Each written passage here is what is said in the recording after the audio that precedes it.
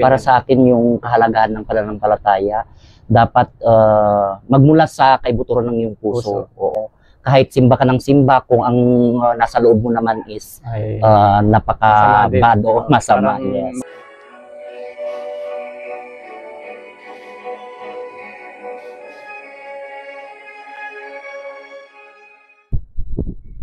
Mga kapatid at mga kaibigan ko, nandito po tayo sa lugar ng San Esteban na kung saan tayo po ay makakaroon ng random interview sa mga tao patungkol po sa mga bagay, lalo tigit sa mga pangyayari sa huling araw at ano yung opinion po nila.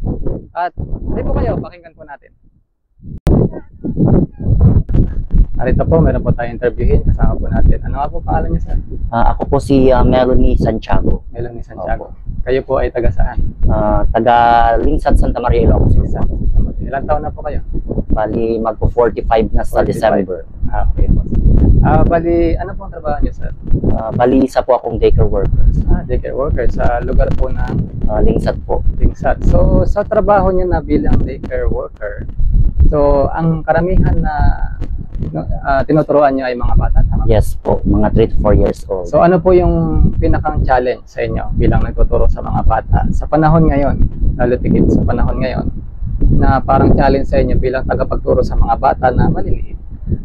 Yung challenge sa akin na magturo ng mga maliliit na bata ay yung talagang dapat mayroon kang sipag at tiyaga sa kanila, kasi kapag wala kang sipag at tiyaga, hindi mo talaga ma-hold yung mga attitudes ng mga bata ngayon. Kasi of course, yung mga bata ngayon is palagi silang naglalaro, kumakain ganun, or nagugutom, umiiyak. So dapat kailangan may tiyaga at sipag talaga yung magtuturo sa mga batang ganyan. Kumbaga yung lalo na sa edad na 3 to 4 years old. Kumbaga sir, yung attention ng mga bata ngayon ay parang hindi sila makapokus, ano? Yes, oo. Tinuturo ng kahit nagkukwento ka sa school, hindi sila nakikinig. Ang most of all na mga naging mga tinuturuan kong mga bata is palaging naglalaro, kumakain, ganun, umiiyak, ganun. Kaya dapat kontrolin mo lang yung sarili mo, wag kang magagalit ka agad. Kumbaga sir, sinasabi mo ay control yung emosyon. Yes, oo. So, ilang taon na po kayo na nagtuturo sa daycare? Bali, magsi 17 years na. 17 years? Oh, matagal na pala. 17 years na po. So, since 2009. Puro daycare yung yes, daycare. Pero ibang-iba na kasi yung yung panahon ngayon, lalo na ngayong panahon na ng mga gadgets, yun. Ayun. Palagi na kahit yung mga batang 3 to 4 years old is nanonood sila ng mga YouTube. English speaking na sila ngayon. Kahit mag-Ilocano hindi nila naintindihan, kaya Tagalog English na lang. Yan yung yes. So pero alam niyo ba, maiba po, i-switch ko siya sa spiritual tungkol sa, alam niyo ba na may nakasulat din sa banal na kasulatan na sa mga huling araw, sabi ng sa aklat ng Timoteo, na dapat alamin niyo ito, sa mga huling araw ay darating ang panahong mapanganib. So katunayan doon, at ang isang halimbawa doon, natandaan ko, sabi doon na ang mga bata ay magiging masuwayin sa magulang. Ibig sabihin, ang mga bata pala nakasulat sa banal na kasulatan, titigas ang ulo nila. Kaya yung kinento mo kanina, naobserbahan mo ba yun, sir? Yes, of course. Oo, talagang naobserbahan ko. Kasi ibang-iba na talaga yung mga bata, lalo na pag yung mga estudyante. Kahit sabihin mo ng siyempre nagmumotor ako pag umuwi na ako ng bahay. Kapag sinabi mong tumagilid sila, talagang hindi sila tumatagilid, talagang pumunta pa sila sa gitna. Punta pa sa gitna. Oo, talagang yung attitude nila ibang-iba na noon kaysa sa ngayon. Sabi nga nila, kung noon parang tingnan lang ng magulang o matatanda ay natatakot na sila sa mga pag nakakita ka lang ng palo or stick, talagang matatakot na sila. Pero ngayon, kahit ganun mo yung wala. Kahit sumigaw kasi sigawan ka rin. Yes, so, nakita natin yung pagkakaiba. At may iba rin ako, sir, yung naniniwala ka ba sa Diyos? Yes, of course, naniniwala ko since birth. Sino kaya ang Diyos sa palagay mo, sir? Si Jesucristo. Sa banal na kasulatan, may nakatala doon na ang Ama, ang siyang nag-iisang tunay na Diyos ay ang Ama, at meron siya nag-iisang anak, at yan nga yung binanggit mo, si Jesucristo. So meron palang nag-iisang tunay na Diyos ang Ama, at meron palang ang anak, ang Panginoong Jesucristo, na siya nga yung naging daan at dahilan bakit tayo ay buhay pa ngayon at nakakapag-usap. Kasi siya pala ay napako doon sa krus, ibinuwis niya yung buhay niya sa krus ng Kalbaryo. At ang isang daan para tayo ay mapalapit sa Kanya ay ang manampalataya, sabi doon. Sabi nga doon sa John 3:16, upang sa gayon ang lahat na sa Kanya sumampalataya ay magkaroon ng buhay na walang hanggan. So yun pala yung doon.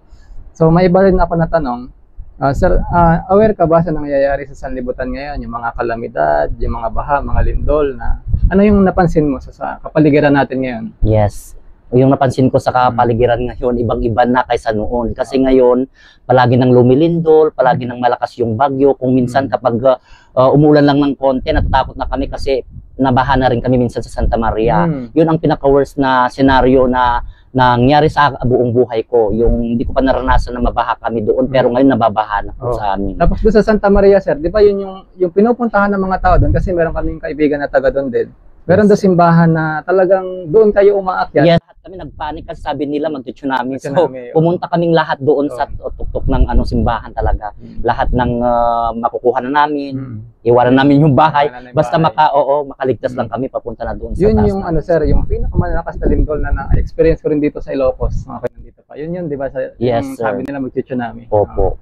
So nakita natin, sir, na iba na pala talaga ngayon. Yung bagyo, mas lumakas na. Yung lindol, mas lumalakas na. Pero ano naman yung masasabi mo sa mga nangyayaring digmaan sa Middle East, sa Russia, sa Ukraine, sa Israel? Kunin ko yung opinion mo. Yes, sir. Yung nangyayari kasi sa Middle East at saka sa ibang bansa ngayon is dapat magkaroon sila ng magkakaisa or kaya magkaintindihan para hindi sila mag-away-away kasi ang nangyayari ngayon sa mundo is dahil sa puot at galit nila, kaya nangyayari yung kaguluhan. Kapag mayroon silang pagmamahal sa isa't isa, hindi mangyayari yung kaguluhan na yun. Kaya dapat magmahalan at magkaisa ang bawat isa. At saka yung pagiging makasarili na rin siguro. Yes, yung mga iba't ibang leader, mga ano. Hindi sila nagkakaintindihan. Kaya doon nag-uugat yung kaguluhan dito sa mundo. May bahagi ko lang konti, sir, na yung palang mga digmaan na nangyayari ngayon ay nakasulat din sa banal na kasulatan sa aklat ng Mateo 24 na sinabi doon sa palatandaan na malapit na napagwawakas ng sanlibutan. Sabi doon ay magkakaroon ng mga digmaan at mga rumors of war na yun nga ay nangyayari na ngayon. So isa pala yun sa palatandaan. Sir, tanong ko, naniniwala ka ba na may katapusan ng lahat sa ating sanlibutan? Yes, merong lahat katapusan dito. Pero lahat naman tayo nakahanda na. Ewan ko lang yung iba kung nakahanda na. So, nabanggit mo yung paghanda sa sumahalaga pala yung paghahanda. Yes. Kumbaga, pag alam natin na may signal warning number 3, halimbawa sa bagyo, alam natin na maghahanda na tayo. Yes. So, yun ang kalagahan pala ng paghahanda. So, matanong lang kita, sir, ano yung masasabi mo sa kahalagahan ng pananampalataya sa nag-iisang tunay na Diyos, sa Diyos at sa pananampalataya ngayon, sa panahon natin, ano yung kahalagahan para sa iyo? Para sa akin, yung kahalagahan ng pananampalataya, dapat magmula sa kaibuturan ng iyong puso. Oo. Dapat kailangan, kahit dasal ka ng dasal, kung ang ginagawa mo naman is mayroon naman, contradiction naman sa ugali mo. Kailangan ipakita mo sa tao yung totoong pagmamahal mo sa kanila. Dapat tulungan mo sila kung may nangangailangan. Kasi syempre kapag kung talagang mahal mo ang Diyos, ipakita mo sa kanila yung pagmamahal sa ibang tao. Huwag kang magdamot, lahat, pakisamahan mo, pakibagayan mo. Kahit simba ka ng simba, kung ang nasa loob mo naman is napaka-bad o masama. Parang makasarili din. Yes. Parang selfish o sa sarili lang iniisip. Kumbaga yung para buo yung pananampalataya mo sa Panginoon. Yung sinasabi mo na salita ng banal na kasulatan ay sana ay nakikita rin na apply din sa sarili. Na-apply, yes. Opo. Kung hindi yung parang pagtalikod ay iba naman yung ugali, parang ano. So yun yung kahalagahan ng pananampalataya. Maraming salamat sa ulit pangalan mo. Ako po si Melvin Santiago from Lingsat, Santa Maria, Ilocos, sir, sa pong child development worker, sir. Kasi tabing dagat po kami, sir. Kaya parang ang ganda-ganda kasi panoorin yung view ng dagat. Yun lang at salamat at na-interview natin sir na base sa kanyang mga sinabi rin na iba na po ang panahon. Katunayan na tayo nasa huling panahon na at tayo po nga ay patuloy na maghanda at kagaya na napag-usapan namin, mahalaga po naghahanda at tayo patuloy na lumakad po sa liwanag. At ito nga po ang goal ng programa ng Lakad sa Liwanag. Purihin po ang Panginoon. Bali, yung nangyayari kasi sa sanlibutan ngayon ay meron kasing malaking tunggalian na nangyayari. Kumbaga may labanan ng mabuti at masama. So sa isang tao may holy angel at may evil angel. Yes. Kumbaga, kung nakadepende na lang sa atin kung sino yung papakinggan. Pero sana sa pamamagitan ng pananampalataya natin ay laging mabuti sana yung ating maano.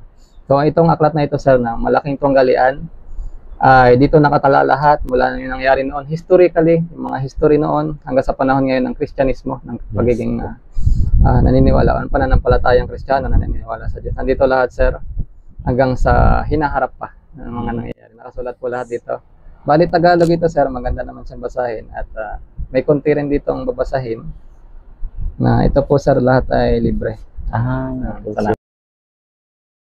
Thank you po, sir. Okay. Thank you rin po, sir. Babasahin ko talaga po.